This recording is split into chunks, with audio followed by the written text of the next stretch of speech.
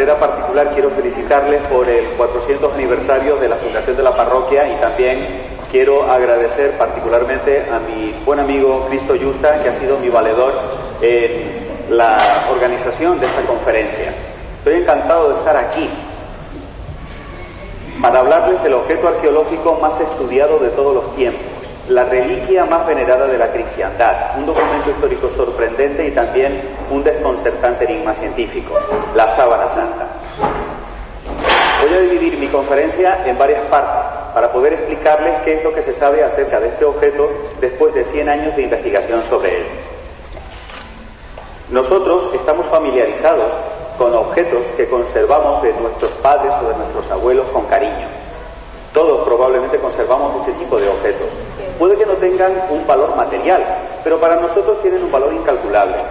Algo así es una reliquia. Una reliquia es un objeto que ha estado en contacto con una persona que es importante para esa gran familia de creyentes que se denomina la Iglesia Católica. Sin embargo, y a pesar de que la sábana santa es una reliquia, yo no la voy a tratar como tal, sino que en esta conferencia voy a tratarla como un documento histórico. Es decir, como una pieza que yo me puedo coger, llevar a un laboratorio para palpar, medir y pesar y que me va a poner en contacto, a lo mejor, con el Jesús histórico o con esa época en la que él vivió. Según la tradición, la sábana santa es la mortaja fúnebre de Jesucristo. Esto quiere decir que envolvió el cuerpo de Jesús de Nazaret en un oscuro y frío sepulcro de Jerusalén en el siglo I. La ciencia lo que trata es de determinar si esta tradición es auténtica o no lo es. La primera vez que se habla de la sábana santa es en los Evangelios, en el cual se nos dice de que después de que Jesús es asesinado, Nicodemo y José de Arimatea, que eran discípulos del Maestro en secreto, van a Pilato y le piden el cuerpo. Pilato les concede el permiso, lo bajan de la cruz y lo colocan en un sepulcro nuevo excavado en la peña. Los Evangelios se escribieron en griego y se nos dice que lo envolvieron en una sábana, palabra que en griego se dice síndone. A partir de ahora me van a escuchar esta palabra en muchas ocasiones, porque síndone es el nombre técnico que tiene esta pieza que se conserva en Turín desde el año 1578. La sábana santa es lo suficientemente larga, 4,43 de largo por 1,13 de ancho, como para envolver el cuerpo humano de un varón adulto, tal y como están viendo en esta animación. Y una objeción que habitualmente se pone es, pero señor Brito, es que los judíos fajaban a los cadáveres con vendas como si fueran momias. Correcto, en la sepultura definitiva. Pero resulta que según el relato evangélico, Jesús muere en torno a las 3 de la tarde del viernes. Y ellos, recuerden que no trabajaban en sábado. De hecho, la palabra sábado proviene de sabbat, que significa descanso en hebreo. Por lo tanto, tenían que dejar de trabajar mientras todavía se podía distinguir un hilo blanco de un hilo negro con la luz solar del viernes por la tarde, y no les da tiempo de hacer esa sepultura definitiva.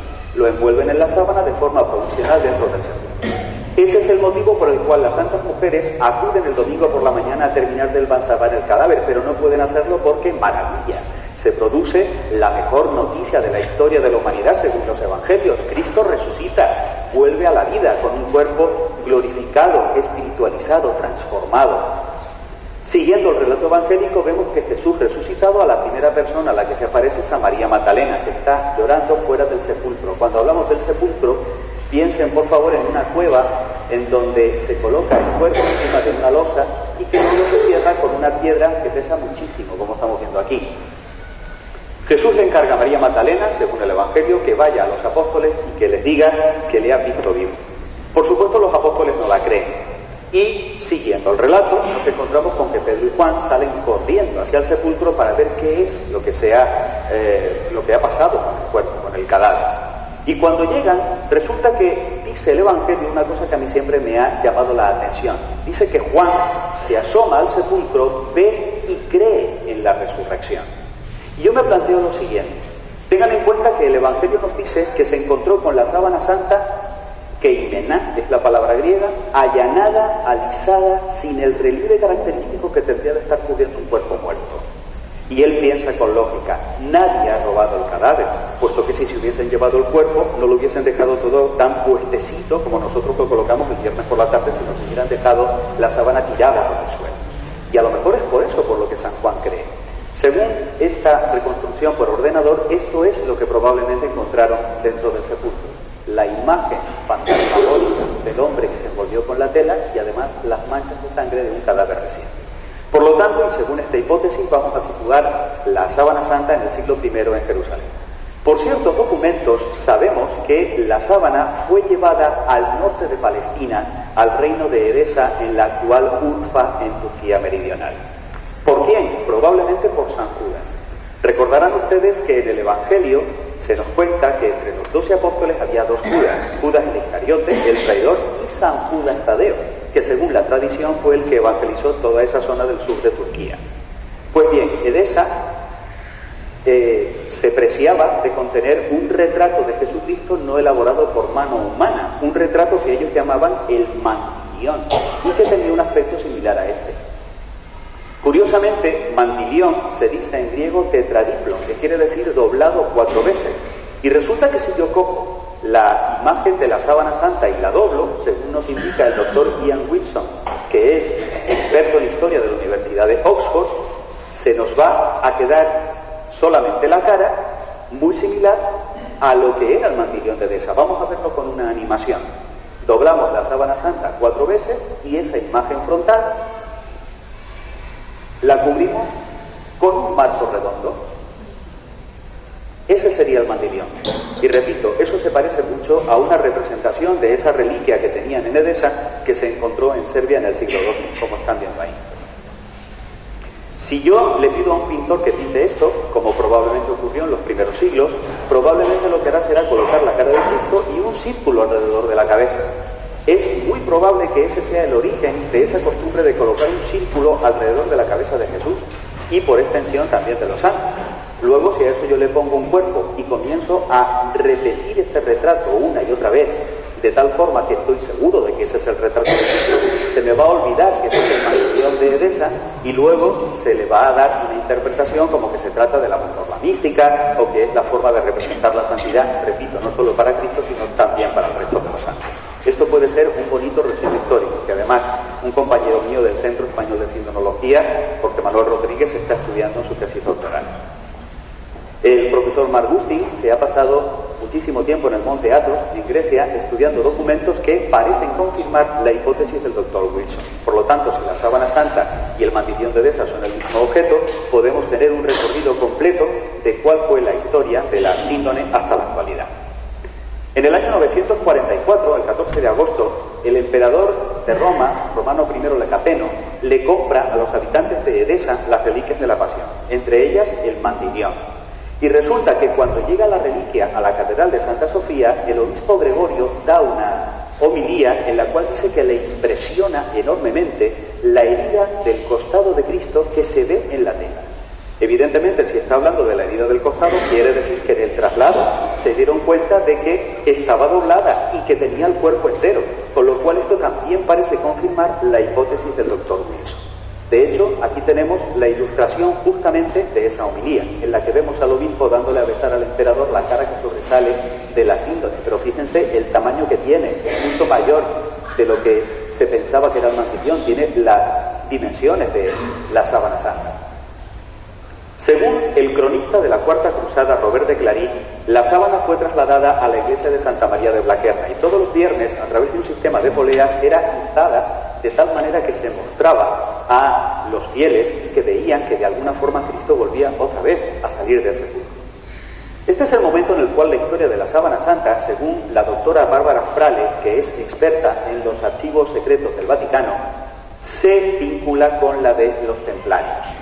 Seguramente habrán oído ustedes hablar de los templarios, una orden religioso-militar que surgió para proteger la vida de los peregrinos que acudían a Tierra Santa y que no los mataran los musulmanes. Pues bien, se comenzó a correr el rumor de que los templarios guardaban un fabuloso tesoro. Bárbara Frale está convencida de que ese tesoro era nada más y nada menos que la propia sábana santa. Hay algunos relatos muy curiosos, muy bonitos, que nos cuentan de qué manera los templarios trataron de poner la sábana santa a salvo del rey Felipe IV de Hermoso. Felipe era un rey tremendamente ambicioso y él pensaba que ese tesoro consistía en monedas de oro y piedras preciosas y demás. Y sin embargo, en la noche del 6 de octubre del año 1307, como nos cuenta Manuela Corsini, el rey colocó a las afueras de la fortaleza de los templarios a unos soldados para evitar que sacasen aquel tesoro los templarios. Y curiosamente, lo que aparentemente salió esa noche de la fortaleza fue un carro de paja cubierto por un hombre que se tapaba con una sábana sucia. Puede que haya sido una estratagema para poner la sábana santa a salvo. Los templarios fueron perseguidos, de tal forma que Godofredo de Charny y Jacques de Molay desafortunadamente perdieron la vida porque fueron ajusticiados en la hoguera. Es interesante que nos quedemos con este nombre, Godofredo de Charny, porque un poco más tarde, en el año 1353, otro Godofredo de Charny, probablemente pariente de ese caballero templario ajusticiado, expone la sábana santa en la colegiata de Lirey. Más tarde se la cede a Margarita, que era una aristócrata también de esa época, y Margarita le vende la sábana santa a los duques de Saboya, que era una poderosa familia aristocrática italiana. Pues bien, los duques de Saboya le ceden la sábana santa a los franciscanos del monasterio de Chambéry en Francia en el año 1509. Estos doblan la sábana y la colocan dentro de una caja de madera recubierta de plata y la meten dentro de ese nicho que estamos viendo ahí. Y así se encontraba la sábana santa cuando en la noche del 3 al 4 de diciembre del año 1532 se produce un terrible incendio que está a punto de hacer que perdamos la reliquia. Se elevó la temperatura a más de 960 grados, se fundió la plata y una gota de plata recalentada cayó en una de las esquinas quemando la tela. En esta animación vemos cómo se encontraba doblada la sábana y depositada en el interior del arca de plata. Aquí fue donde cayó esa gota de plata y agujereó la sábana, generando estos 16 triángulos que estamos viendo aquí, que una semana más tarde las monjitas clarisas de Chambéry, de rodillas y empleando paños de corporal y agujas de oro, remendaron como supieron. Esta época fue también terrible en cuanto a lo que fueron enfermedades infecciosas, de tal manera que la peste asoló prácticamente Europa. En Milán, una de las diócesis de Italia, un santo, San Carlos Borromeo, prometió que si la peste se detenía, él iría caminando hasta Chambéry en Francia para venerar la sábana santa. Enterados de ese voto, los duques de Saboya se alarmaron porque pensaron, este pobre está viejito y está enfermo y probablemente si atraviesa los Alpes andando se nos va a morir en el camino. Y se les ocurre la siguiente estratagema. Bueno, el obispo de Milán ha dicho que va a ir a venerar la sábana santa allí donde se encuentre. ¿Qué tal si nosotros le acortamos el camino y trasladamos la sábana santa desde Chambéry hasta Turín, que le queda mucho más cerca de Milán? Y así lo hicieron. Ese es el motivo por el cual, como les contaba al principio, desde el año 1578 la sábana santa se conserva aquí, en el Duomo, en la catedral de Turín, al norte de Italia, en la capital del Piamonte. Durante muchísimo tiempo la sábana santa estuvo colocada en este maravilloso altar de mármol negro diseñado por Bertola. Aquí tienen ustedes una cancela, una reja en su interior, que es donde estaba ese relicario. Un relicario que además se encontraba sellado, como pueden comprobar. La sábana estaba enrollada y protegida con telas de soporte metida aquí dentro. Para poderla sacar y meter de aquí era necesaria la presencia simultánea de los 3 custodios de la sábana, cada uno de ellos con una llave diferente. Además, había que hacerlo con una ceremonia, no se podía hacer de cualquier forma. Pues bien, a mediados de los años 90 se llevaron a cabo una serie de obras de restauración en la capilla y para evitar que la sábana sufriese algún tipo de daño, la colocaron, como están viendo ahí, en esa especie de pecera de cristal irrompible en un lugar separado del altar principal. No me pregunten cómo, pero una noche se produjo un terrible fenómeno, y es que hubo una tormenta eléctrica, un rayo entró por una ventana y golpeó directamente sobre el cristal protector de la sábana santa, generando una fisura y debilitándolo, gracias a lo cual se pudo salvar unos meses más tarde la sábana santa de un segundo incendio que nuevamente estuvo a punto de hacer que perdiésemos la reliquia. Fue en la noche del 11 al 12 de abril de 1997. Lo que les traigo aquí es un documento histórico. Es el telediario de la RAI, la radiotelevisión italiana, que esa noche envió su unidad móvil para cubrir el incendio, un incendio que, como ven, fue pavoroso. De hecho, el mundo entero contuvo la respiración, puesto que no sabíamos si se estaba quemando la sábana santa en el interior de la capilla. Desafortunadamente se perdieron obras de arte maravillosas, tapices, o sea, todo lo que significa que se queme una catedral de estas características. Sin embargo, en el interior, como estamos viendo aquí, la División 21 de los Bomberos de Turín, a golpe de mazazo y gracias a que el cristal estaba debilitado por el rayo que había caído, unos meses antes pudieron salvar la sábana santa. En esa ocasión, la Comisión de Investigación de la Síndone comprobó que, por suerte, a la sábana no le había pasado nada y, bueno, pudimos respirar tranquilos. Aquí vemos a la Comisión comprobando el estado de conservación de la reliquia. A lo largo de 7 años y en secreto, la sábana santa fue trasladada por sus responsables a un lugar mucho más sereno. Esos 7 años fueron los años de la Segunda Guerra Mundial. Como saben ustedes, Italia fue asediada por los bombardeos de los nazis y para evitar que se destruyese la Síndone la llevaron aquí, al monasterio benedictino de Montevergine. Una vez que terminó la guerra, la devolvieron otra vez a la Catedral de Turín.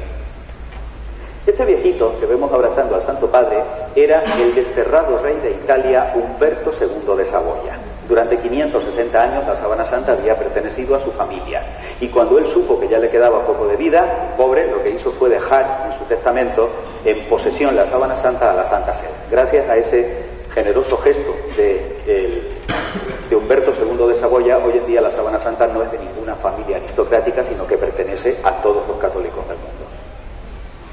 Si ustedes van a Turín, no se puede ver la sábana santa. Debajo del balcón de los Reyes, dentro de la catedral, es en donde se encuentra la actual capilla de la Síndone.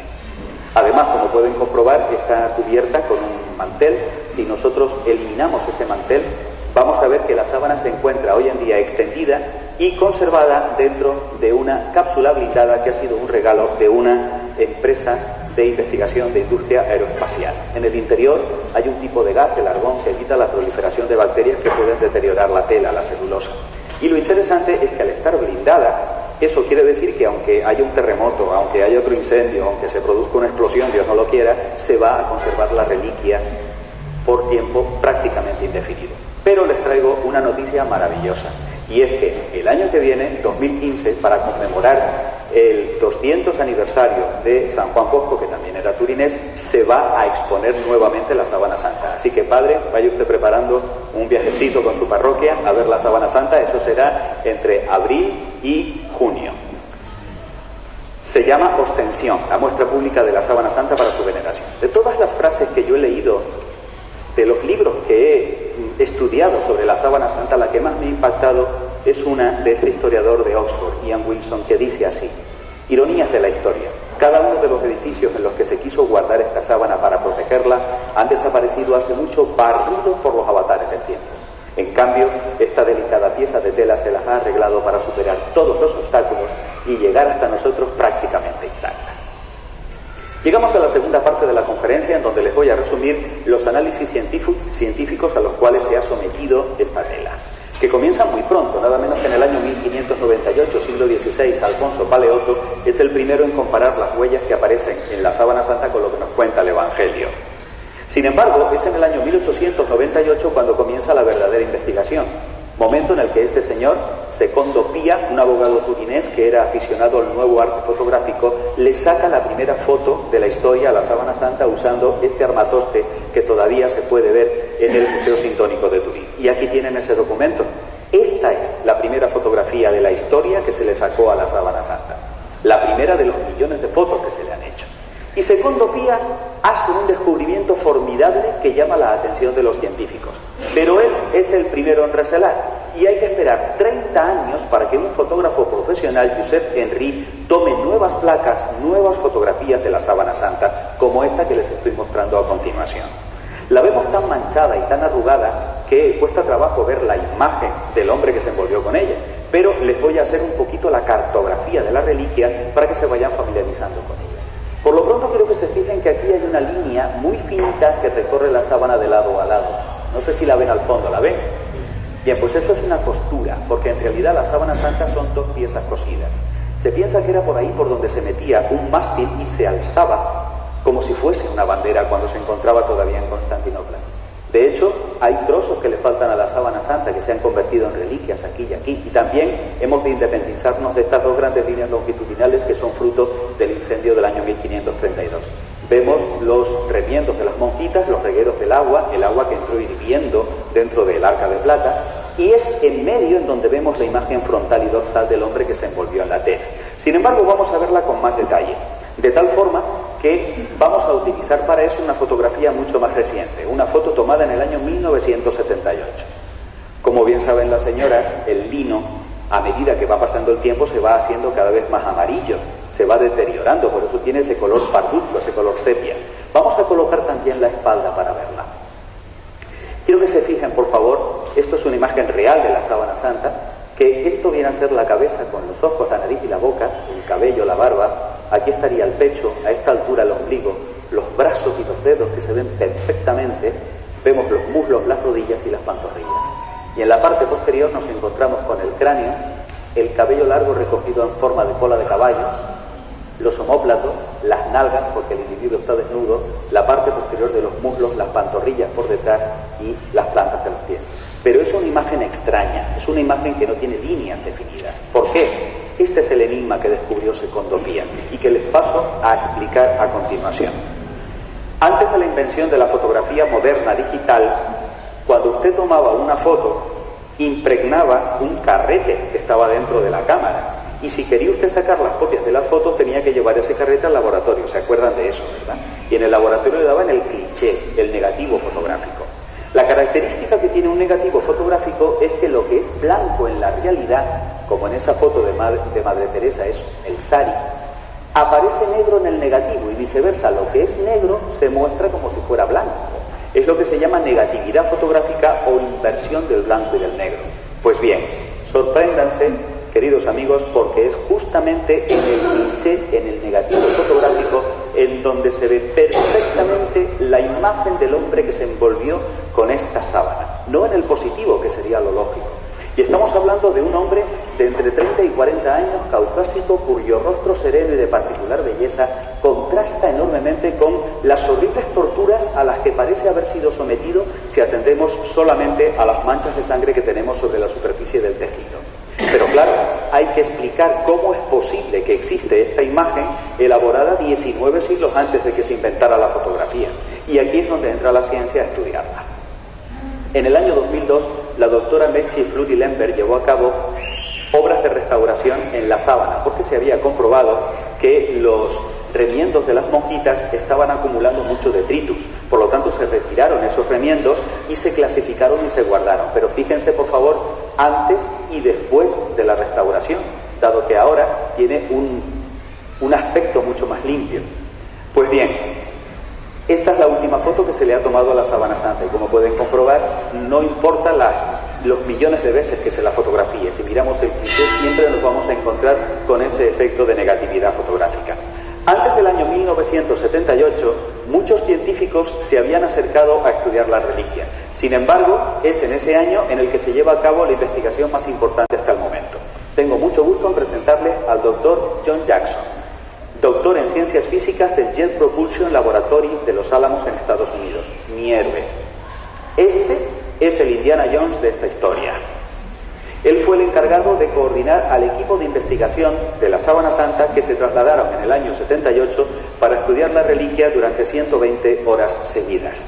Llevaron hasta Turín todo tipo de material, el más avanzado que se tenía hasta aquel momento.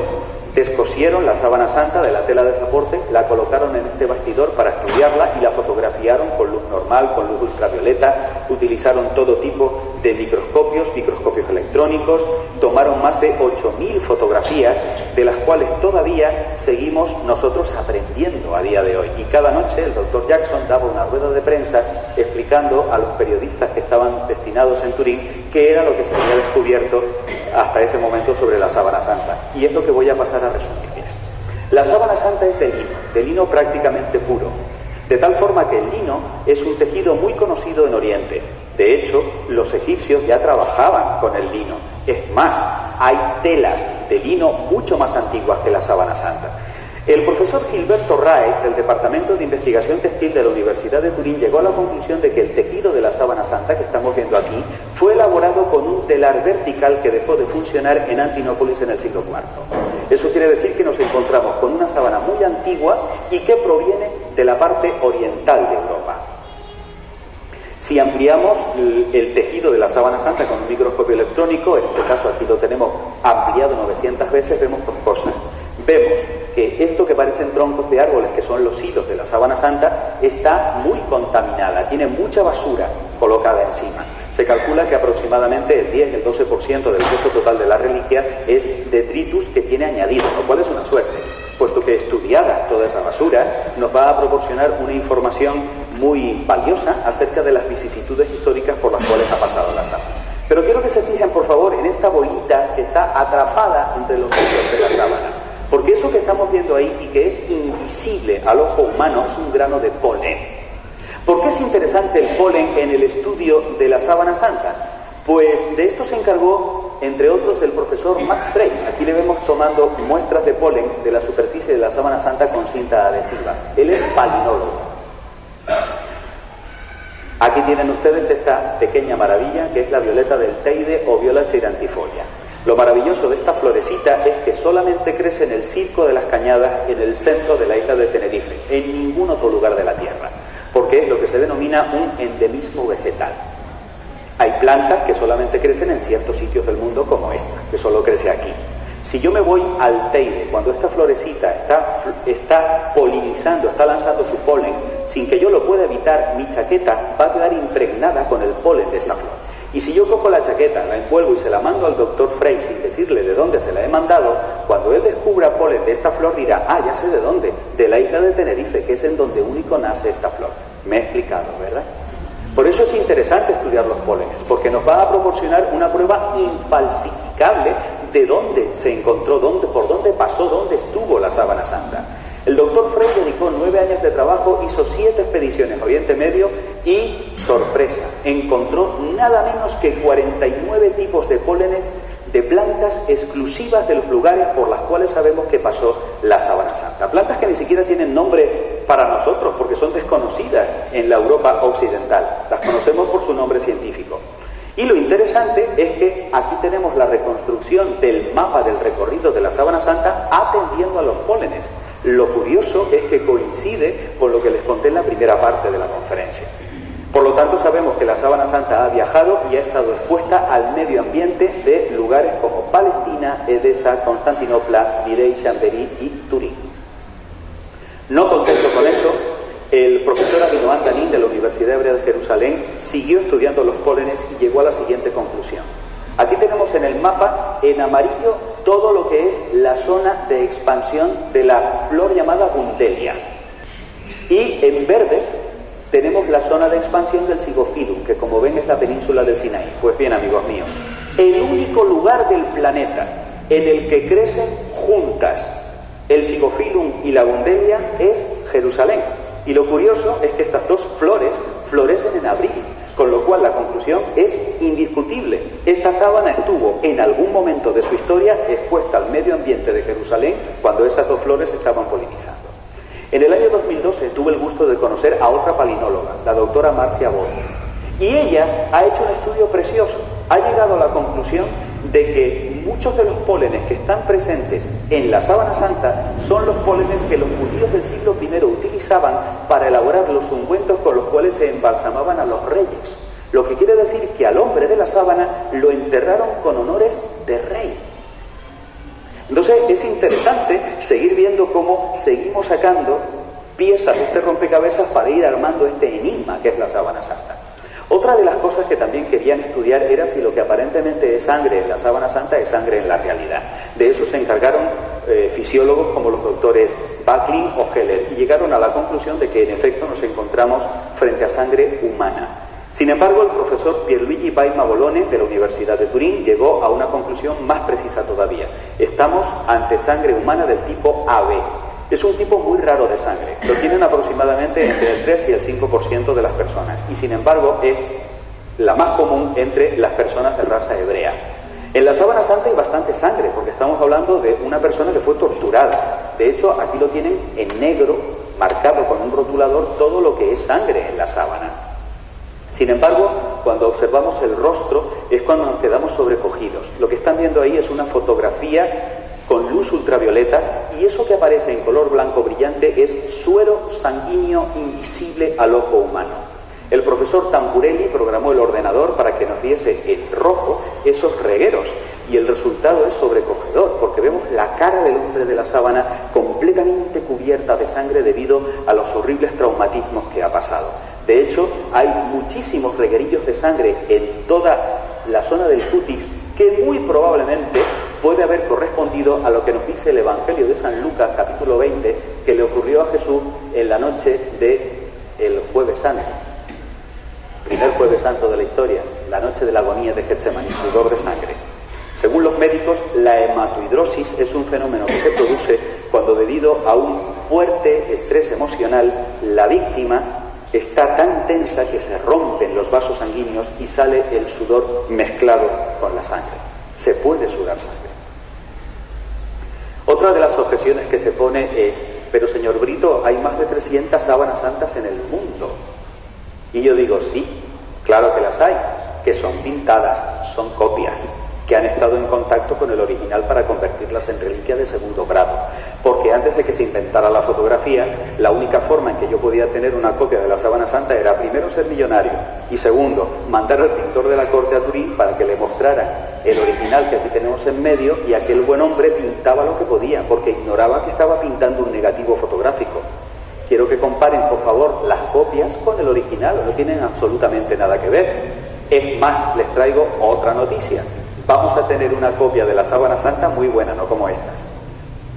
En el Cristo de la Laguna hemos conseguido el permiso de la sede del Centro de Sindonología para poder tener en tamaño natural un facsímil de la sábana santa. Están todos ustedes invitados a la bendición e inauguración del facsímil, que va a quedar expuesto de forma permanente en el convento de San Miguel de las Victorias, en La Laguna, para que la vaya a ver el que quiera.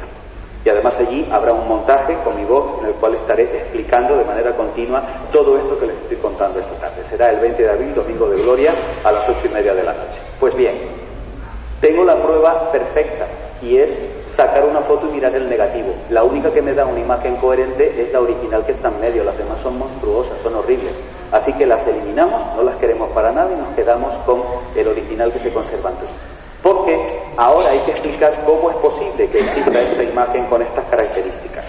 Para yo poder tener una imagen sobre una tela, bastaría con que yo me impregnara de pintura y me colocase una tela encima, pero el resultado sería más o menos así, que no tiene nada que ver con lo que estamos viendo aquí. Diversos investigadores han hecho distintas pruebas con métodos vaporigráficos, con calor, con bajorrelieves, y ninguna ha dado un resultado coherente. ¿Por qué? Pues porque resulta que la sábana santa y su imagen no es pintura. Si yo cojo una brocha y doy un brochazo sobre un lienzo, voy a colorear los hilos, pero voy a dejar grumo de pintura entre hilo e hilo. Sin embargo, si yo observo muy de cerca el tejido de la sábana santa, observo que está deteriorado un hilo, pero no el de al lado, y entre hilo e hilo no hay grumo de pintura. Así que cualquiera que a día de hoy siga diciendo que la sábana santa es pintada, una de dos: o no sabe de lo que habla, o nos confunde, que también los hay, como veremos al final de la conferencia. Y si no es pintura, ¿qué es? Pues según los científicos es una especie de degradación, de una oxidación de la celulosa de la parte más superficial del tejido. Háganse la idea de que si mi brazo fuese un hilo de la sábana santa, solo estaría coloreado lo que corresponde al vello superficial. Por lo tanto, ha sido muy sutil el agente que ha creado esa imagen. Aquí vemos al Dr. Jackson con su compañero Eric Jambert y diversos modelos voluntarios que se habían colocado para ver de qué forma se pudo haber envuelto el cadáver en el interior de la tela. Y han llegado a la siguiente conclusión: si la imagen de la sábana santa fuera por contacto, solamente tendríamos imagen de la zona que estaba pegada a la piel. Por ejemplo, la nariz o esta zona de la frente. Sin embargo, tenemos imagen de esta zona del cuello, lo que quiere decir que de alguna forma la información de esta parte del cuerpo ha viajado hasta la superficie de la tela. Y eso me genera un enigma, puesto que para yo poder obtener una fotografía es preciso que yo tenga un foco de luz. Pero les estoy diciendo que según esta investigación, el foco de luz fue emitido desde el interior del cuerpo hacia afuera. No solo eso, sino que además los doctores Jackson y Jambert, empleando el ordenador VP8, introdujeron los datos de la imagen de la sábana santa, y el resultado fue una sorpresa extraordinaria, porque resulta que la imagen de la sábana santa es tridimensional. Tan perfecta que Leo Bala fue capaz de elaborar un modelo volumétrico lo suficientemente preciso como para rotarlo y mostrarnos el perfil. Y no contentos con eso, aquí tienen ustedes la película elaborada con esa información del rostro del hombre de la sábana. O dicho de otra forma, por si no me estoy explicando. Les estoy diciendo que en un lienzo fúnebre del siglo I hay codificada información tridimensional lo suficientemente precisa como para que pueda ser interpretada por un ordenador de la era espacial. Y yo, que no soy científico, necesito que la ciencia me explique cómo es posible que exista esta imagen que es imposible. 9 características únicas que tiene la imagen de la sábana santa. Es estable al calor, se quema la tela, pero no se deteriora la imagen. Es estable al agua. Sabemos por los regueros por dónde entró el agua en el incendio de 1532 y como pueden comprobar la imagen está perfecta. Si yo cojo un jarro de agua y se lo tiro a una pintura, la voy a echar a perder, cosa que no ocurre con la sábana santa. Además también es estable a los químicos, es muy superficial, no está direccionada, no es pintura, es negativa, es tridimensional y está tan pormenorizada que incluso se pueden contar los latigazos que le dieron a la pobre víctima con la que se envolvió el cadáver. Pues bien, llegados a este momento, los doctores John Jackson y Eric Jumper proponen la siguiente hipótesis. Para que esta imagen exista, sería preciso que el cuerpo envuelto en la tela durante un brevísimo espacio de tiempo habría tenido que emitir un destello de energía radiante de naturaleza desconocida lo suficientemente potente como para grabar la imagen sobre la tela que le cubre y lo suficientemente delicado como para no dañar el tejido.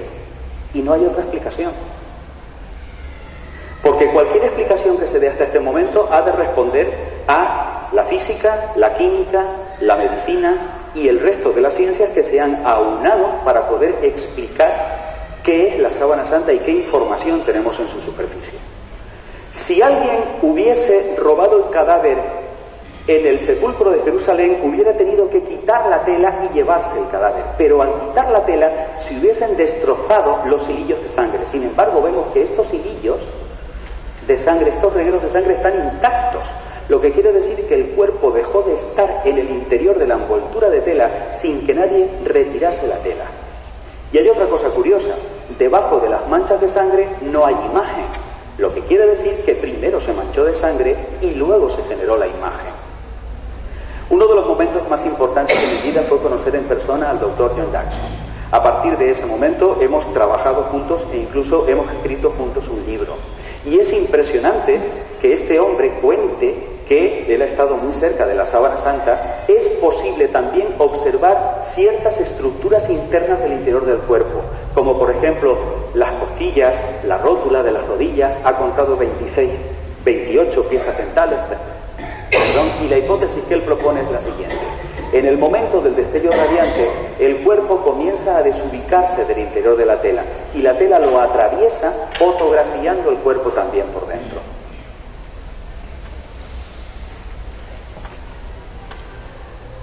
La duda que nos asalta es, vamos a ver, usted me está describiendo la resurrección y el científico dice, yo no puedo pronunciar esa palabra porque esa palabra es del ámbito de la teología, no es del ámbito de la ciencia. A mí me han dado una tela con una imagen que tiene ciertas características únicas que no tiene ninguna otra imagen del mundo. Y yo lo que trato es de explicarla, según dice el científico, con una hipótesis que sé que no voy a poder demostrar, puesto que no voy a poder reproducir en un laboratorio el fenómeno que la generó. Pero hasta ahora es lo único que da una cierta coherencia al hecho de que esta imagen tenga estas características. Creo que ahora se van enterando ustedes de por qué le llevo yo dedicando más de 30 años de investigación a esto. Pues hasta aquí la introducción a la conferencia. Ahora viene la parte interesante. Esta era la parte aburrida. Yo no sé si son ustedes aficionados al CSI. El CSI es una serie de televisión en la que se nos cuenta que unos forenses son capaces de descubrir el color de los ojos del criminal por un escupitajo que se encuentran en la pared. Es más, les confieso, amigos y amigas, que si yo estuviese ahora al comienzo de mi carrera probablemente me dedicaría a eso, porque me parece fascinante.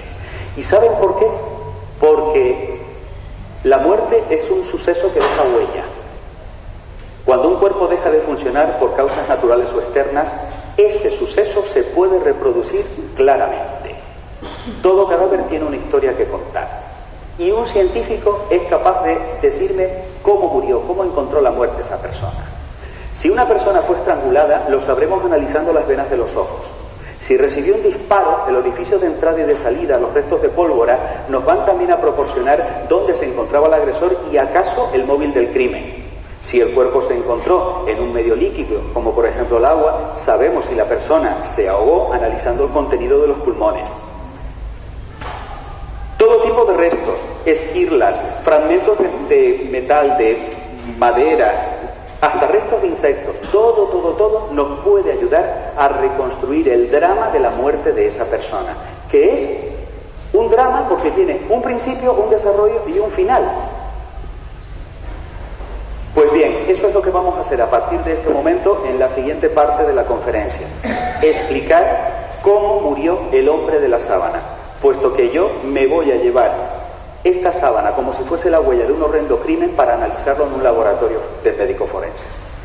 Lo primero que voy a hacer es ver la forma en la que se encontraba colocado el cuerpo en el interior de la tela. El cuerpo estaba sufriendo lo que se conoce como rigor mortis, estaba muy rígido. Y además ocurre una cosa, y es que si atendemos a los reguerillos de sangre, de manera indiscutible, este hombre murió estando en vertical. Indiscutible. Atendiendo los regueros de sangre. Lo primero que hace un forense es medir al sujeto que está estudiando. Y resulta que esa medición que están viendo ustedes aquí es una medición que nos proporciona otro dato sobrecogedor. Y es que estamos ante un cuerpo humano de varón absolutamente perfecto. Si se fuese a diseñar un cuerpo humano de varón perfecto en lo que es su proporción, saldría esto. Saben ustedes también que cuando se persigue a un criminal se elabora el retrato robot según la descripción de los testigos. Pues les traigo una sorpresa, el retrato robot del hombre de la sábana. Este es el modelo elaborado por Escobedo basándose en los estudios del doctor Miñarro. La pregunta clave es, ¿este rostro que tengo en este momento aquí delante es o no es la cara de Jesús de Nazaret? Y para poder averiguar eso, muchos científicos han realizado también sus estudios. Entre ellos, por ejemplo, el doctor Yves Delage, miembro de la Sorbona francesa. Él no tenía duda alguna de que efectivamente el hombre de la sábana es Jesucristo. Les recomiendo vivamente la investigación elaborada por el cirujano jefe del Hospital de San José de París, el doctor Pierre Barbet. Él publicó en el año 1930 un maravilloso escrito titulado Un doctor en el Calvario. Y hace lo siguiente, hace lo que yo voy a hacer a continuación. Comienza a comparar los datos, tal y como nos los relata el Evangelio, con lo que podemos encontrar en la Sábana Santa, a ver si coincide. Recordarán ustedes que según ese relato a Jesús le hacen dos juicios. El primero de ellos lo lleva a cabo el Sanedrín, que era el Consejo de Ancianos de Israel. El Sanedrín lo acusa de blasfemo, de decir que es Dios. Pero claro, el Sanedrín, que estaban sometidos a Roma, no tenía poder para mandar a matar a una persona. Y ese es el motivo por el cual se lo llevan a la autoridad romana, el octavo procurador romano en Judea, Poncio Pilato, al cual lo acusan de traición. Le hemos oído decir a este que es rey, por lo tanto es traidor al César. Y dice el Evangelio una cosa interesante, que a mí me sobrecoge. Dice que Pilato sabía que lo habían entregado por envidia y recoge las palabras textuales del juez. Dice, no encuentro culpa alguna en este justo, punto y seguido, lo castigaré. O sea, lo declara inocente, pero lo manda a castigar. Castigar a base de flagelarlo. ¿Por qué? Es una estrategia que se le ha ocurrido para poder salvarle la vida. Tengan en cuenta que o bien se flagelaba o bien se crucificaba, pero no se hacía las dos cosas, excepto en el caso de Jesús, porque Pilato quería salvarlo. Lo que pasa es que la flagelación era algo tremendamente cruel, de tal forma que utilizando el flagrum taxilatum, un palo de madera con estas tres tiras de cuero y estas bolas de hierro, era tan espantoso que lo denominaban la caricia de Satanás. Y cuando vemos la espalda, comprendemos que efectivamente es con los taxilos, tal y como se han encontrado en las excavaciones arqueológicas, con los que golpearon a este hombre, también sin lugar a dudas. Giulio Ricci ha tenido la santa paciencia de contar los golpes y pasan de 300, porque tengan en cuenta que al golpear una vez golpeaban 3. No solo eso, también sabemos hoy en día que tuvo 2 agresores, uno a cada lado, y que el individuo envuelto en la sábana santa estaba desnudo, puesto que en la zona de las nalgas, de las ingles, los testículos, tiene estas mismas heridas en la misma profusión y profundidad. Además sabemos por los ángulos que se encontraba encorvado, probablemente atado a una de las columnas que utilizaban los soldados en la fortaleza Antonia para amarrar a los caballos, y que además el de la izquierda era de menor estatura y más fuerte, se ensañó de una manera más cruel todavía con él, respetando la zona del corazón para no matarlo. En el año 2004, Mel Gibson rueda la película La Pasión. Es una película sobrecogedora. Hay un momento en el cual se reproduce esta escena. Una escena que no llega a durar 10 minutos. Para que le hubiesen dado la paliza real, hubiera estado entre 25 y 30 minutos recibiendo golpes. Y hubiese además perdido el conocimiento y se produce una hipovolemia, una pérdida masiva y rápida de sangre. Este es el rostro de la sábana santa que Giulio Ricci también ha elaborado con un modelo para ver cómo ha podido ser maltratado la víctima que se envolvió con la tela. A este hombre le han arrancado la barba. Tirarle de la barba a un judío es una forma de insultarle. Tiene los labios cuarteados por la sed. Ha salido una gran profusión de sangre que se ha acumulado en el bigote y en la barba, y tiene parte de un vómito de un edema pulmonar que ha salido por la boca. Tiene además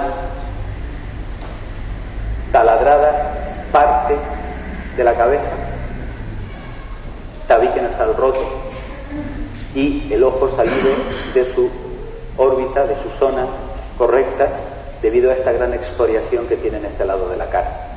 Probablemente producida por lo que nos cuenta el Evangelio que sucedió cuando Jesús estaba siendo interrogado por Caifás. Caifás le pregunta: ¿qué es esa doctrina tuya que tú y tus discípulos vais predicando por ahí?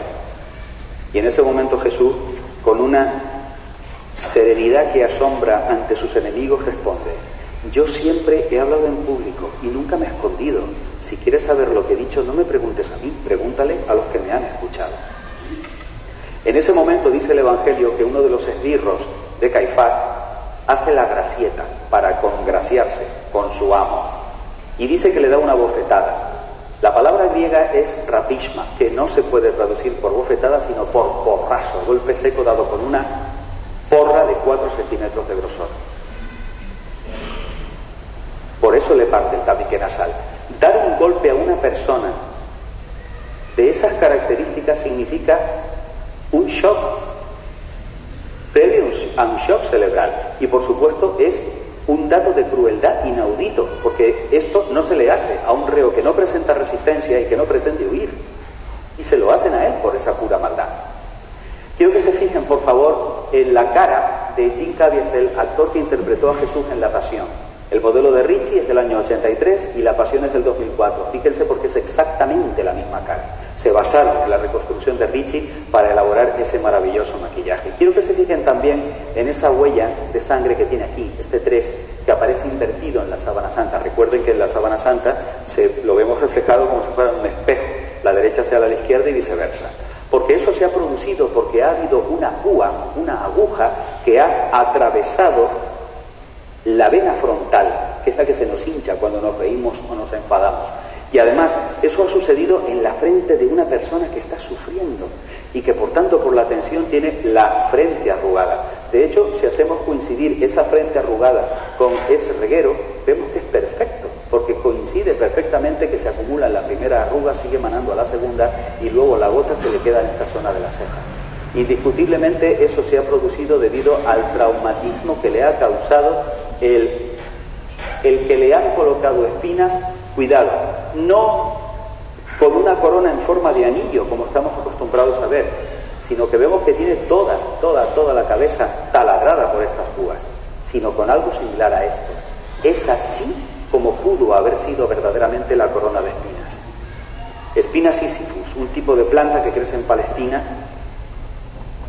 terrible, que además dicen los médicos que la zona de la sien tiene la misma sensibilidad de la boca y por tanto le tiene que haber causado un dolor extraordinario. No contentos con eso, también nos trae el Evangelio otro dato espeluznante, y es que los guardias que le estaban tomando el pelo, que se estaban burlando de él, comienzan con palos a darle fuertemente para clavarle más profundamente la corona de espinas en el cráneo. Horrible dolor. De esta forma, convertido en un rey patético, coronado de espinas, flagelado, muy debilitado por la pérdida de sangre, Pilato lo saca a la multitud. Pero ya sabemos el resultado de la consulta. Mátalo, destrúyelo, crucifícalo, hazlo desaparecer. Otro error bastante común es poner a Jesús cargando con toda la cruz. Una cruz de madera de olivo o de cedro pesaría 200 kilos. No hubiese podido con ella ni siquiera estando sano. Según nos cuentan los historiadores, la cruz se componía de dos palos, el stipes o palo vertical que se encontraba en el Calvario y el patibulum o palo horizontal, que es probablemente con el que cargó el hombre de la sábana. Pero tengan en cuenta que pivotando sobre la espalda se vuelven a reabrir las heridas de la flagelación. Dicen los médicos que esto es algo así como una quemadura en la cual no se aparta la llama, un dolor continuo y lacerante. Además, de esa manera, si tropieza y se cae, no puede evitar que se le vaya dañando todavía más el rostro, tal y como nos pone el doctor Miñarro en este modelo en el que vemos la cara del hombre de la sábana en toda su crudeza.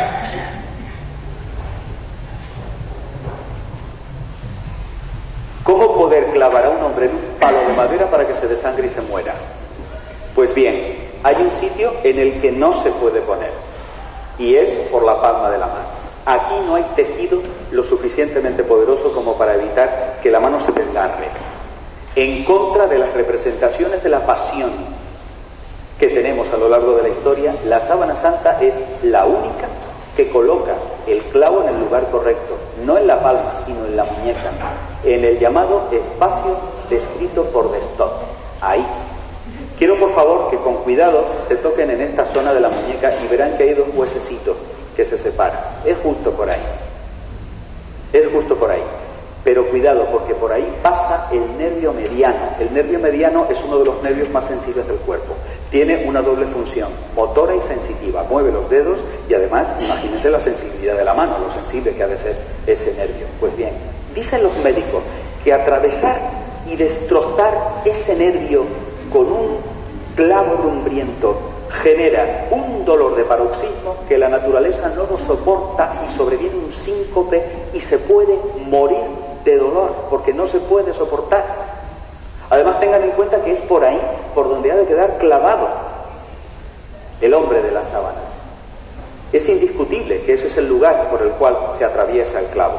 Y además quiero que se fijen en otra cosa muy curiosa, porque así es como queda cuando se paraliza el nervio cubital, la mano, así es como queda si se paraliza el nervio radial, y esta es la forma en la que se queda la mano cuando se paraliza el nervio mediano. ¿A qué les recuerda este gesto? Correcto. Es la forma que tienen los presbíteros católicos de bendecir.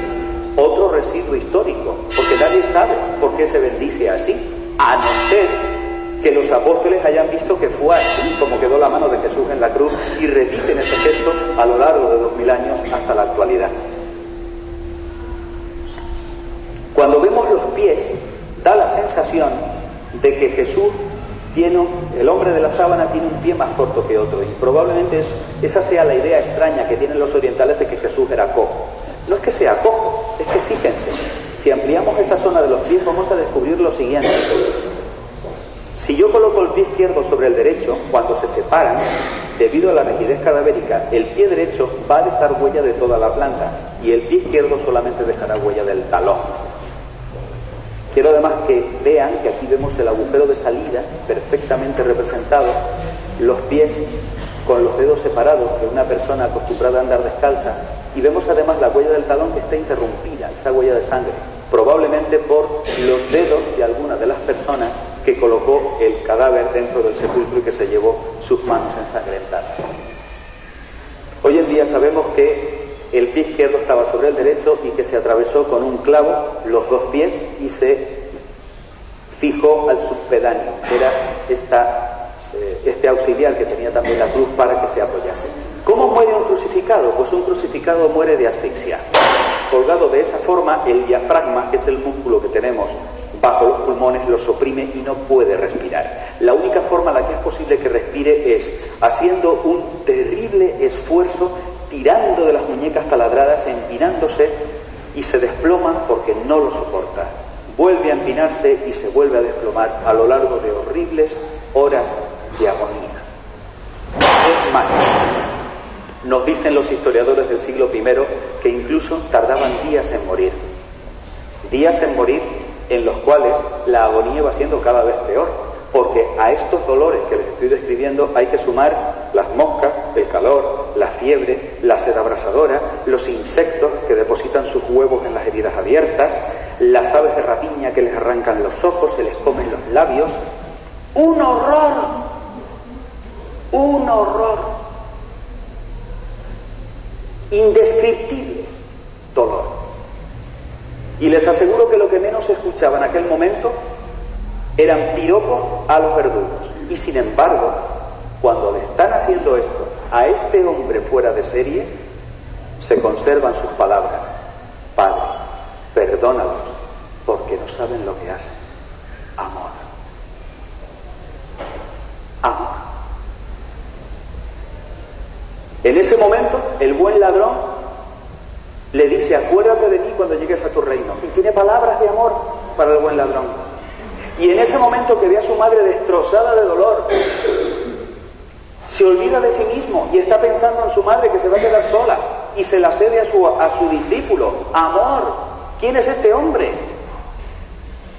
Ante este panorama es lógico que el centurión, acostumbrado a matar a las personas de esta manera, haya dicho: es que verdaderamente este es el Hijo de Dios. ¿Cómo si no va a reaccionar este hombre de esta manera? Sin un insulto, sin una palabra más alta que otra, dando amor en el momento clave de su vida. Dirá un filósofo que si la vida de Cristo es la vida de un hombre extraordinario, la muerte de Cristo es la muerte de un Dios. Pero no quiero hacer poesía, quiero centrarme en la ciencia. Y un amigo mío, el doctor José Javier Domínguez de la Universidad de Navarra, lo describe de esta forma: el crucificado era acosado por terribles calambres y espasmos tetánicos. En plena lucidez de pensamiento veía cómo se le escapaba la vida lentamente en cada respiración. Confiesa al médico: es difícil imaginar el terrible sufrimiento no solo físico, sino también moral de verse abandonado, desnudo, indefenso, ante una chusma increpante, acosado por el frío, la sed y la fiebre. Esa era la manera de morir de un crucificado. Jesús solamente dura 3 horas. ¿Por qué? Porque ya viene muy debilitado por la flagelación. Sin embargo, lo normal era que los propios verdugos se apiadasen de ellos y les rompían las piernas con esos martillos para evitar que se apoyaran y morían en pocos minutos. Sin embargo, cuando le van a hacer eso al hombre de la sábana, se encuentran con que ya lleva mucho tiempo en una postura incompatible con la vida. No obstante, para asegurarse de que está muerto y bien muerto, infligen una última tortura, pero ya en el cadáver. Atraviesan su costado con una lanza. Vemos la herida del costado cubierta en parte por uno de los remiendos de las monjitas. Esa herida no se ha tumefactado y además esta sangre ha salido babeante. Indiscutiblemente se ha producido en un cadáver. De haber estado palpitando el corazón hubiera salido así, no babeando. Hoy en día sabemos que con una lanza romana o pilum de 7 centímetros se atraviesa el quinto espacio intercostal y llega a la aurícula derecha del corazón, en donde hay sangre fluida en los cadáveres recientes, de tal forma que al tirar hacia afuera, esta colada de sangre que tenemos en la espalda es la que se encontraba alojada en esa cavidad cardíaca, sangre post-mortem. En definitiva, amigos míos, es así como tendría que ser verdaderamente un crucificado según el modelo del doctor Miñarro. Los clavos en las muñecas, corona de espina en forma de casco, pie izquierdo sobre el derecho. Y además el doctor Miñarro ha colocado el perisoma o paño de la vergüenza por respeto, pero sabemos que probablemente estaría desnudo para sumar además la vergüenza moral de verse así ante el pueblo. Volvemos al principio, lo bajan de la cruz y lo colocan en el sepulcro. No sé si están ya ustedes cansadas y quieren que me calle, o si quieren que siga un poco más. Ustedes deciden. Seguimos. Pues les voy a dar una mala noticia, amigas y amigos, y es que todo lo que les he contado es mentira. La sábana santa es falsa, es un fraude, es un engañabobos, es una chorrada. ¿Cómo se les queda el cuerpo después de todo lo que les he estado diciendo si ahora les digo esto? Pues Pues esto fue lo que nos quisieron hacer creer en el año 1988. Hay muchos aquí que no habían nacido. Mi amigo Samuel no había nacido. Pero muchos se acordarán que en el año 88 se le hizo la controvertida prueba del carbono 14. ¿Quién se acuerda de eso? Vamos a explicar esto brevemente, porque vamos a explicar por qué el carbono 14 ha fallado en esta datación. Los doctores Holtite y Hedge llevan a cabo esa datación radiocarbónica. Y según la fecha del carbono 14, la sábana santa hay que situarla entre los años 1260 y 1390. Siglo XIV para que nos entendamos. La noticia da la vuelta al mundo y ellos se hacen famosos también al decir que la sábana santa es falsa. Lo que pasa es que la falsedad de la sábana santa, según el carbono 14, genera más problemas de los que aclara.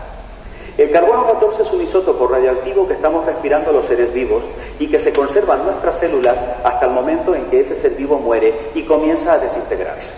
Midiendo la cantidad de carbono 14 residual que queda en los huesos, por ejemplo, yo voy a poder sacar cuándo murió ese ser vivo. Tengan en cuenta que la sábana santa fue un ser vivo porque era una planta de lino que se arrancó.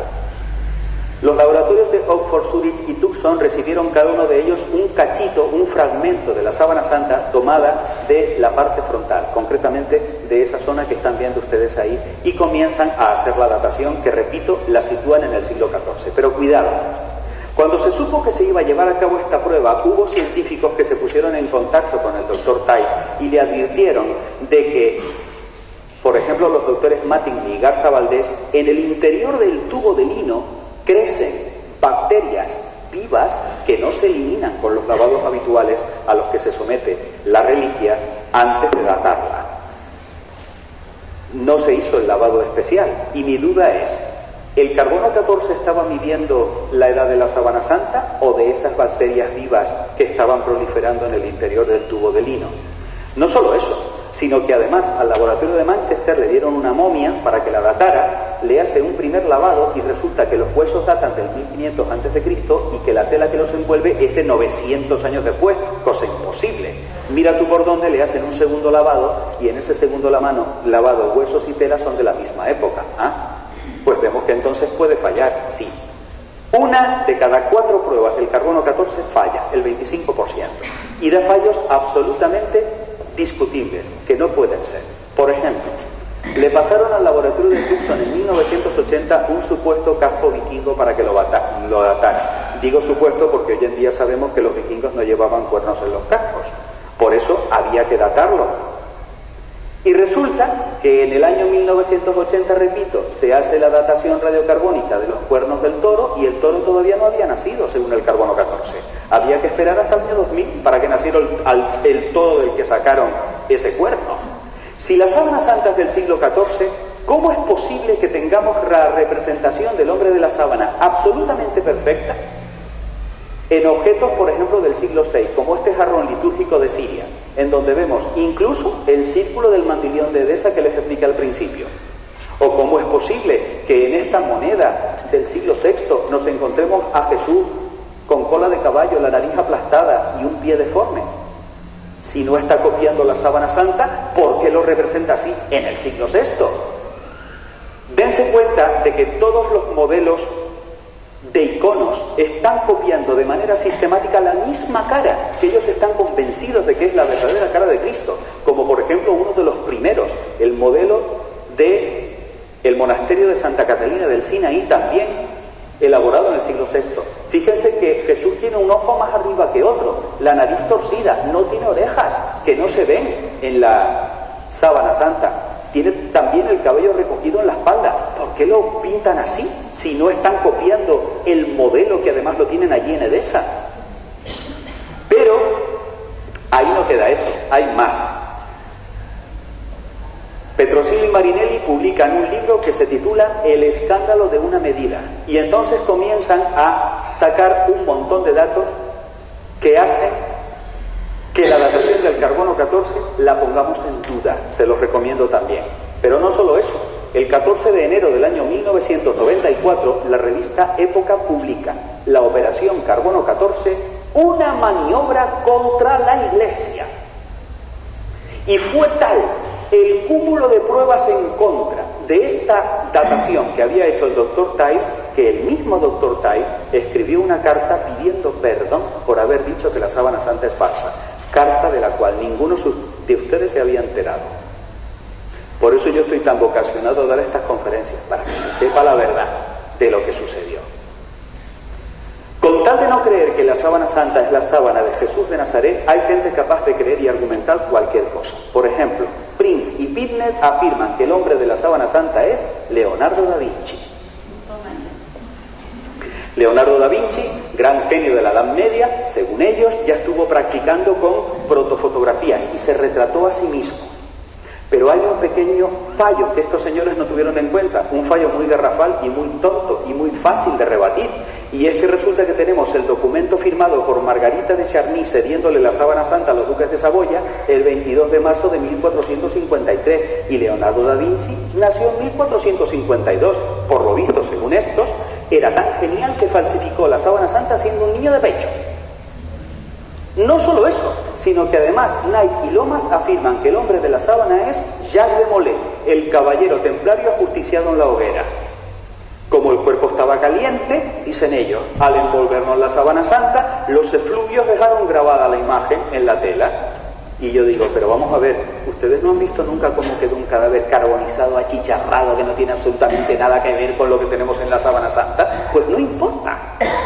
Un compañero mío estaba dando esta misma conferencia en el Teatro Campo Amor de Oviedo, y en un determinado momento afirma lo siguiente, que según San Juan capítulo 11 o capítulo 20, vienen los dos sitios, dice que cuando dejaron a Jesús, el cadáver de Jesús dentro del sepulcro, lo dejaron envuelto en la sábana y el sudario con el que le habían envuelto la cabeza enrollado en un lugar aparte.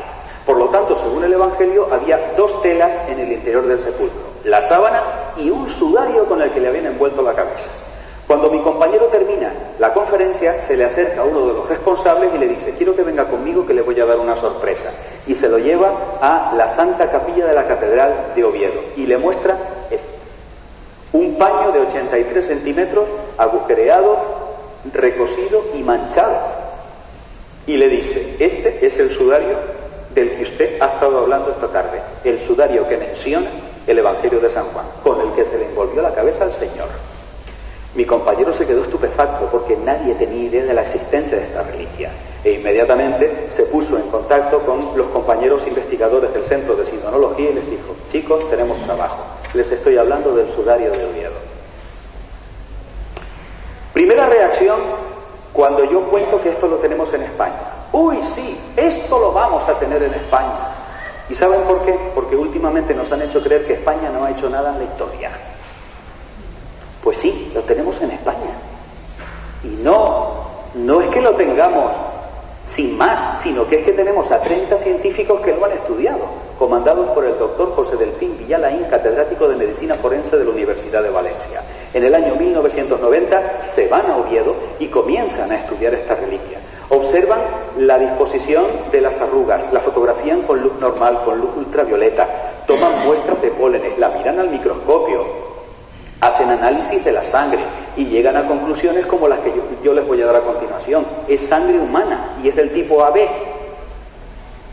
Y no solo eso, sino que además resulta, aquí tenemos mi foto de rigor con el doctor José Delfín Villalaín, gran amigo, resulta que es que se sabe que los judíos llevaban sudarios como si fueran bufanditas alrededor del cuello. Y es probable pensar que el cadáver de Jesús estaba muy desagradable porque estaba manando sangre. Tengan en cuenta que los judíos tienen una especie de tabú religioso y es que ellos piensan que el alma está en la sangre, por lo tanto la sangre hay que recogerla. Recuerden la película de la Pasión, la Virgen Santísima y María Magdalena desesperaditas recogiendo la sangre con las toallas y las sábanas que les deja Claudia, la mujer de Pilato, ¿no? Porque todo eso luego se colocaba también en el sepulcro. Pues para evitar que siguiese manando sangre del cadáver, van por la parte de atrás y le colocan el sudario en forma de caperuza. Y no es que tenga el pelo recogido en forma de cola de caballo, sino que la sangre hace como de fijador y entonces se lo cogen y le colocan unas agujas para que quede bien fijado. Pero se da una cosa maravillosa. Y es que si yo hago coincidir las manchas de sangre del sudario de Oviedo con las manchas de sangre presentes en la cara del hombre de la sábana, coinciden como están viendo en esta animación. Lo que quiere decir, amigas y amigos, que según la ciencia médico-forense, la sábana santa y el sudario de Oviedo cubrieron la misma cara de la misma persona el mismo día, de manera indiscutible. Claro, ahora ya yo tengo una prueba perfecta en contra del carbono 14, porque lo que necesito es saber desde cuándo tenemos el sudario en España. Fíjense, enrollado en lugar aparte, San Juan 27, horis, es la palabra griega que emplea, enrollado en lugar aparte, como estaba apartado del cuerpo en el momento en el que se produjo el fenómeno que dejó grabada la imagen en la tela, por eso no hay imagen, hay solamente huellas de sangre. Llega hasta Oviedo, al norte de España, huyendo de la invasión musulmana, metido dentro del Arca Santa, que pueden ver ustedes aquí.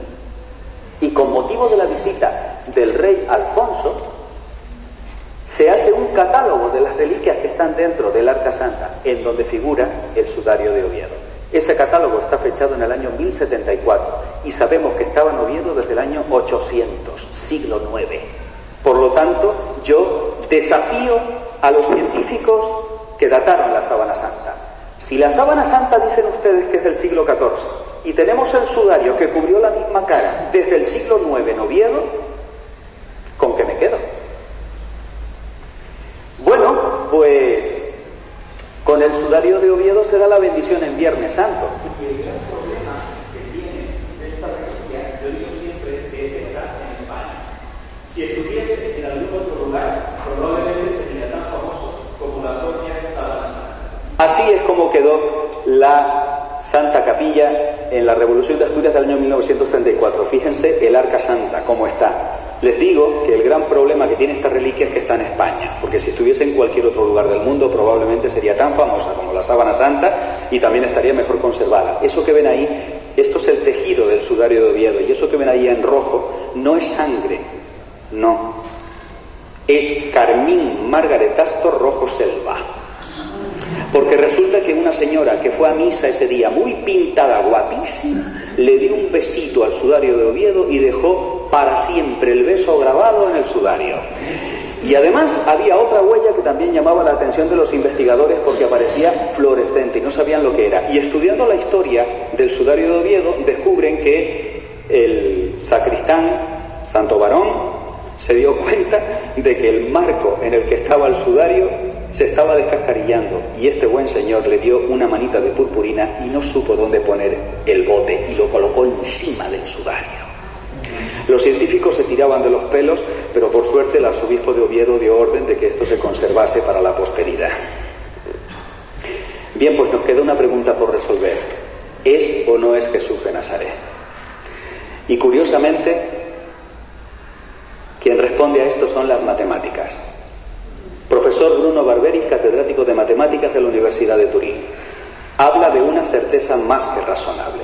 Sabemos que a Jesús le hicieron cosas únicas, que solo le hicieron a él. No sabemos de ningún otro que lo hayan coronado de espinas. O se flagelaba o se crucificaba, no las dos cosas. Lo normal es que se le rompieran las piernas, no se las rompen a él. Lo normal es que se tirara el cadáver a una fosa común, este cadáver lo conservan, etcétera, etcétera, etcétera. Según dice este matemático, la estadística afirma que es más fácil que a usted le salga 52 veces seguidas el mismo número y el mismo color en una ruleta a que este no sea Cristo, o lo que es lo mismo, una posibilidad frente a 200.000 millones. Esa es la estadística. Hoy en día en Turín todo gira en torno a la sábana santa.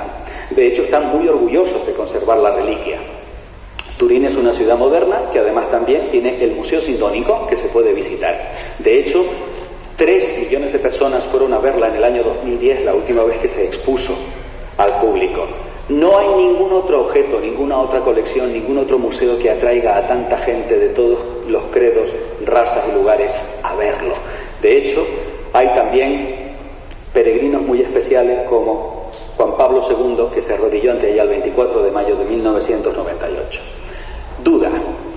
Señor Brito, ¿qué dice la Iglesia con respecto a la sábana santa? Respuesta, nada.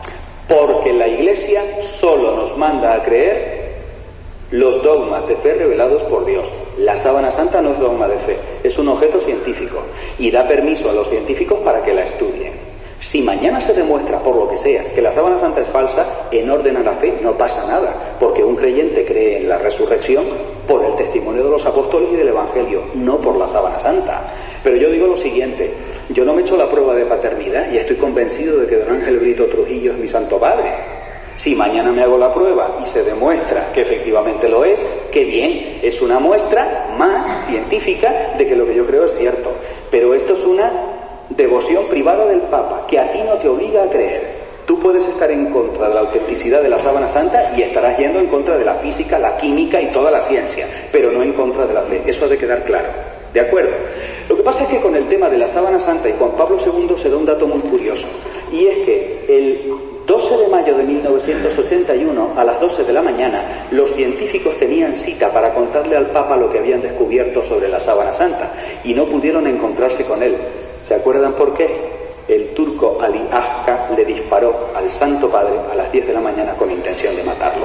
A mí siempre me ha llamado la atención que hayan tratado de cargarse al Papa el mismo día en que le iban a explicar lo que se había descubierto sobre la sábana santa.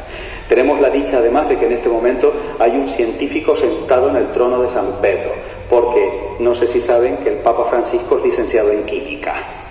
Primera vez en la historia que eso sucede. Sí les quiero advertir en contra de este tipo de publicaciones. Cuidado con estas publicaciones.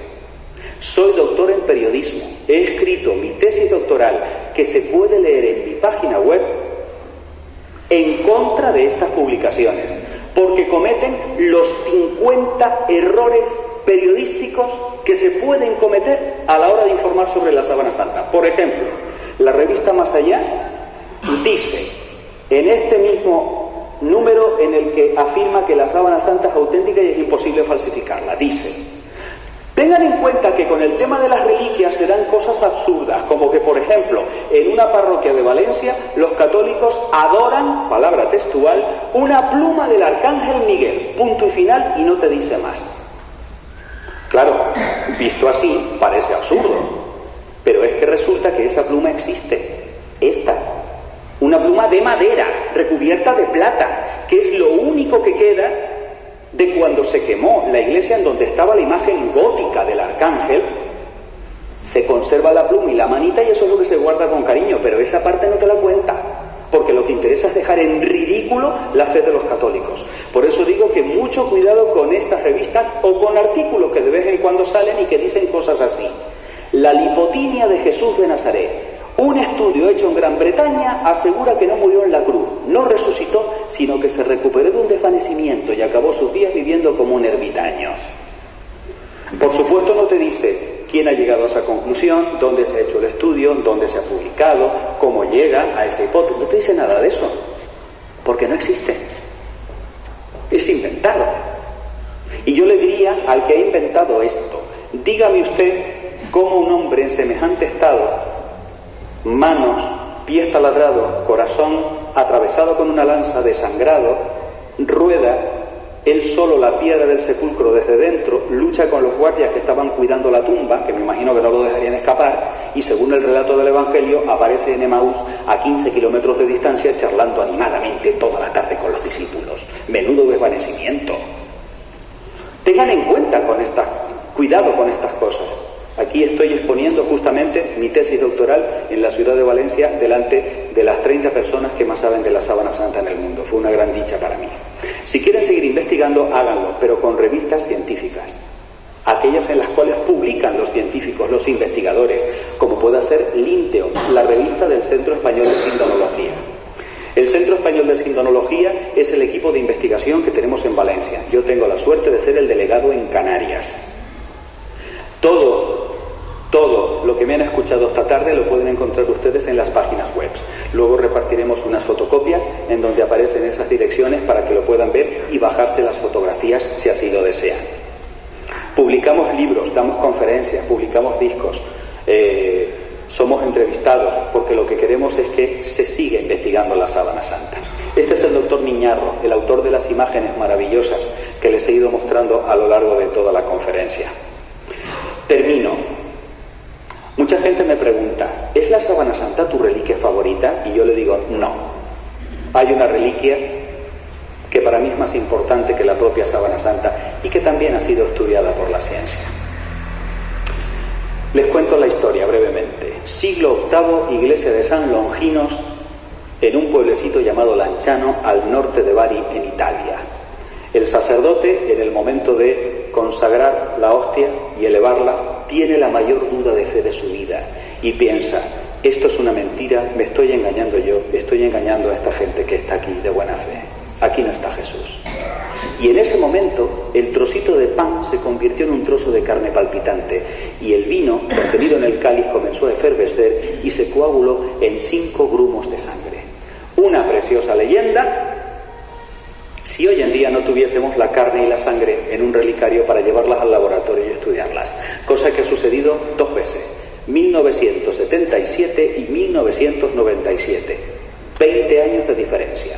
Doctores Odoardo Linoli y Ruggero Bertelli de la Universidad de Ciencias de Siena se llevan las muestras y comprueban ante su sorpresa de que son carne y sangre de una persona humana viva. Las muestras están frescas, lo cual desafía la ley de la conservación de la materia orgánica en nuestro mundo, después de 13 siglos de estar expuestos a todo tipo de agentes bacteriológicos y contaminantes. No solo eso, cuando estudiamos la sangre, que como les digo está en esa ampolleta coagulada en 5 grumos, supongo que no hace falta que les diga qué tipo de sangre es.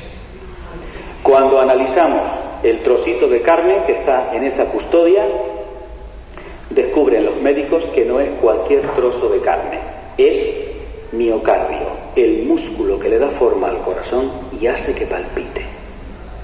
Y de la misma forma también yo pregunto al científico, explíqueme usted cómo es posible que de una oblea de trigo sin fermentar salgan células vivas del corazón de un hombre adulto. Maravilloso milagro. Y está ahí, no es una entelequia. Me lo cojo y me lo llevo al laboratorio para palpar, medir y pesar. Concluyo. Mucha gente me dice, yo soy como Santo Tomás, yo tengo que meter los dedos en las llagas para creer. Y yo le digo, estupendo, pues te doy una gran noticia, esa llaga existe, está en Turín. Vete y mete los dedos, como he hecho yo. La última diapositiva que te voy a poner es el modelo sindónico de Simon Dewey. Y con esta cara hago la siguiente reflexión. ¿Quién es para ti Jesús de Nazaret? Porque dependiendo de la respuesta que des a esa pregunta, se va a desarrollar el resto de tu vida. Estamos hablando de un hombre que vivió hace más de 2000 años en un rincón del planeta, sometido a una potencia militar que no tuvo dinero, ni propiedades, ni armas, ni ejército, que recorrió un territorio menor que Galicia en menos de 3 años, predicando encima una cosa paradójica de amar a los enemigos. No escribió un solo libro y que fue asesinado y torturado como tantos otros, como te he dicho, y sin embargo hoy, 2000 años después, sigue cambiando la vida de millones de personas, incluyendo la mía. Chicos y chicas que dejan todo lo que tienen y se van al otro lado del mundo de misioneros a seguir repitiendo las palabras que dijo este hombre, que afirmó, pasarán el cielo y la tierra, mis palabras no. ¿Quién es este hombre, cuyo nombre pronuncian los moribundos en el momento de morir, con la esperanza de que sea esta la cara que les dé la bienvenida después de la muerte? ¿Quién es Jesús de Nazaret? El hombre más odiado y más amado, más reverenciado y más denostado de la historia, y el ser humano más representado, que hasta en el último rincón del mundo, esto es, la Antártida, hay un templito que se levanta en su honor. ¿Quién es Jesús de Nazaret? Que tiene esta influencia que no han tenido todas las armadas, todos los ejércitos y todos los reyes que han gobernado. ¿Será verdad que tenía un poder más grande que el dinero, el miedo o la muerte? O sea, el infinito poder de dominar el amor de la humanidad. Te dejo con esa pregunta para que la reflexiones en estos días que nos queda de Cuaresma. ¿Quién es para ti Jesús de Nazaret y qué vas a hacer por él a partir de ahora? Muchísimas gracias.